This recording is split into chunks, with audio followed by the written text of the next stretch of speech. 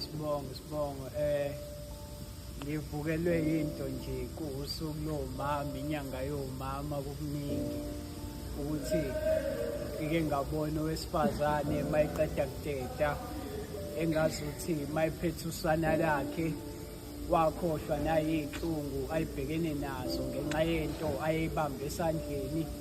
Wase kuvuka amazwi atholakala lapha kuRuthe athi khona noma ngabe kuphi lapho yakhona ngiyakuba khona, athi noma ikuphi la ohlala khona ngiyakuhlala khona, athi abantu bakho kuyoba ngabantu bami, athi lapho ufa khona nami ngiyofa khona, athi uNkulunkulu wakho nami kuyoba nguNkulunkulu wami.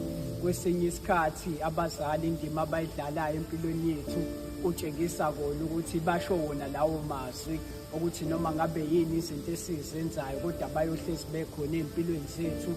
Yebo, siyaqhuzuka lapha nalapha izinto esizenzayo, kwesinye isikhathi asibajabulisi, kodwa noma kunjalo uthando labalehli kunalokho liyakhula njalo. Ngakho sifisa bazi abantu besifazane ukuthi uthando abanalo ngathi siyalibona. Mhlawumbe kwesinye isikhathi asikhulumi ngalo, kodwa siyazi ukuthi noma kungenzakalani ayikho into ewumgogodla empilweni yethu njengabantu besifazane. Ngakho nje sidlulisa ukubonga ukuba khona kwenu nothando nesinika lona njalo. Engathi uNkulunkulu anganibusisa, anigcine,